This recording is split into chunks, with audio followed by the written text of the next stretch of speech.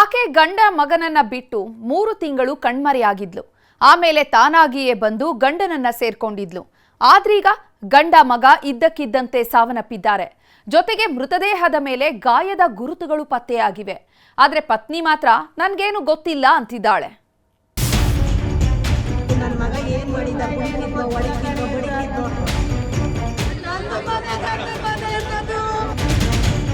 ಮೃತ ವ್ಯಕ್ತಿಯ ಮುಖದ ಮೇಲೆ ಸಣ್ಣ ಪುಟ್ಟ ಗಾಯಗಳಿದೆ, ಅದರಿಂದನೇ ಸಂಶಯ.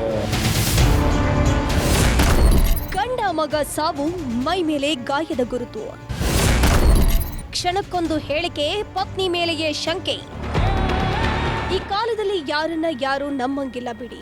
ನಮ್ಮ ಕೈಯನ್ನೇ ನಾವೇ ನಂಬಂಗಿಲ್ಲ, ಇನ್ನು ಜೊತೆಗಿದ್ದವರನ್ನ ನಂಬೋದಕ್ಕಾಗುತ್ತಾ? ಈ ಪ್ರಕರಣದಲ್ಲೂ ಇಂಥದ್ದೇ ಅನುಮಾನ ಕಾಡ್ತಿದೆ. ಯಾಕಂದ್ರೆ ನಿನ್ನೆ ರಾತ್ರಿವರೆಗೂ ಚೆನ್ನಾಗೇ ಇದ್ದ ಅಪ್ಪ ಮಗ ಬೆಳಗಾಗೋದ್ರೊಳಗೆ ಸಾವಿನ ಮನೆ ಸೇರಿದ್ದಾರೆ.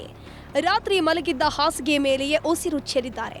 ಆದರೆ ಪತ್ನಿ ಅನ್ಸ್ಕೊಂಡವಳು ಮಾತ್ರ ನನ್ಗೇನ್ ಗೊತ್ತಿಲ್ಲ ಅಂತ ಕಣ್ಣೀರು ಸುರಿಸ್ತಿದ್ದಾಳೆ. ಹೀಗಾಗಿ ಎತ್ತಾಕೊಂಡು ಹೋಗಿರೋ ಪೊಲೀಸರು ಹರಿಣಿಯ ಜನ್ಮ ಜಾಲಾಡ್ತಿದ್ದಾರೆ.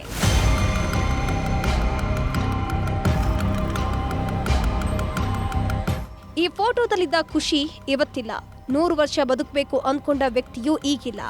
ಈತನ ಜೊತೆಗೆ ರಕ್ತ ಹಂಚಿಕೊಂಡು ಹುಟ್ಟಿದ ಮಗನೂ ಬದುಕುಳಿದಿಲ್ಲ. ಆದರೆ ಪತ್ನಿ ಮಾತ್ರ ಕಲ್ಗುಂಡಂಗೆ ಓಡಾಡ್ಕೊಂಡಿದ್ದಾಳೆ. ಈತನ ಹೆಸರು ಅಭಿನವ್ ಅಂತ. ಬೆಂಗಳೂರಿನ ಚಿಕ್ಕಬಾಣವಾರದ ಗುಡ್ಡೆ ಬಸವಪುರ ನಿವಾಸಿ. ಮದುವೆಯಾಗಿ ಸುಮಾರು ವರ್ಷ ಆಗಿತ್ತು. ಇಬ್ಬರ ದಾಂಪತ್ಯದ ಫಲವಾಗಿ 5 ವರ್ಷದ ಮಗನೂ ಇದ್ದಾನೆ.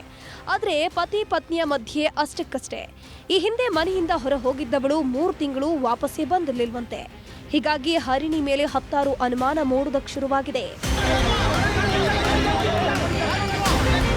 ಈ ಮಹಿಳೆ ಕೂಡ ನಾವು ಕ್ವಶನ್ ಮಾಡಿದ ನಂತರ ಹೇಗಾಯಿತು ಎಕ್ಸಾಕ್ಟ್ ಆಗಿ ಅನ್ನೋದು ತಿಳಿದು ಬರ್ತದೆ.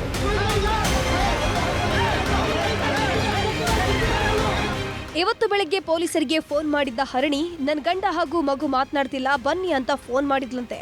ಹೀಗಾಗಿ ಪೊಲೀಸರು ಹೋಗಿ ನೋಡಿದ್ರ ಒಳಗಡೆ ಇಬ್ಬರ ಕತೆ ಮುಗ್ದು ಹೋಗಿತ್ತು. ಮಲಗಿದ್ದಲ್ಲೇ ಅಪ್ಪ ಮಗ ಸಾವನ್ನಪ್ಪಿದ್ರು. ಮೇಲ್ನೋಟಕ್ಕೆ 10 ಅನುಮಾನಗಳು ಕಾಡೋದಕ್ಕೆ ಶುರುವಾಗಿದೆ. ಯಾಕಂದ್ರೆ ಮೃತದೇಹದ ಮೇಲೆ ಗಾಯದ ಗುರುತುಗಳಾಗಿದ್ವು. ಜೊತೆಗೆ ಮನೆಯಲ್ಲಿನ CCTVಯೂ ಆಫ್ ಆದಂತಿತ್ತು. ಹೀಗಾಗಿ ಹರಿಣಿಯನ್ನ ವಶಪಡಿಸಿಕೊಂಡಿರುವಂತಹ ಪೊಲೀಸರು ಇತ್ತ ಮೃತದೇಹವನ್ನ ಮರಣೋತ್ತರ ಪರೀಕ್ಷೆಗೆ ಒಳಪಡಿಸಿದ್ದಾರೆ. ಮನೆಗೆ CCTV ಅನ್ನು ಇನ್ಸ್ಟಾಲ್ ಮಾಡಲಾಗಿದೆ. ಅದನ್ನು ಪರಿಶೀಲನೆ ಮಾಡ್ತಾ ಇದ್ದಾರೆ. ಅದು ಫುಟೇಜ್ ಸರಿಯಾಗಿ ಸೇವ್ ಆಗದಿರೋದು ಕಂಡು ಬಂದಿದೆ. ಇದು ಇಂಟೆನ್ಷನಲ್ಲಿ ಏನಾದರೂ ಆಫ್ ಮಾಡಿ ಏನಾದರೂ ಘಟನೆ ಆಗಿದೆಯಾ ಅನ್ನೋದು ಸಂಶಯ ಇದೆ. ಮೃತ ವ್ಯಕ್ತಿಯ ಮುಖದ ಮೇಲೆ ಸಣ್ಣ ಪುಟ್ಟ ಗಾಯಗಳಿದೆ, ಅದರಿಂದನೇ ಸಂಶಯ.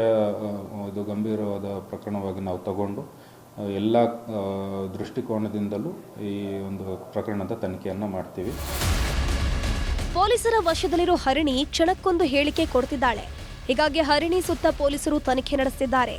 ಜೊತೆಗೆ ಮೃತನ ಕುಟುಂಬಸ್ಥರು ಕೂಡ ಸೊಸೆ ಮೇಲೆ ಅನುಮಾನ ವ್ಯಕ್ತಪಡಿಸಿದ್ದು, ಪೋಸ್ಟ್ ಮಾರ್ಟಂ ವರದಿ ಬಂದ ಬಳಿಕ ಅಸಲಿ ಸತ್ಯ ಹೊರಬೀಳಲಿದೆ. Manjunath N, crime bureau, news 18 Bengaluru.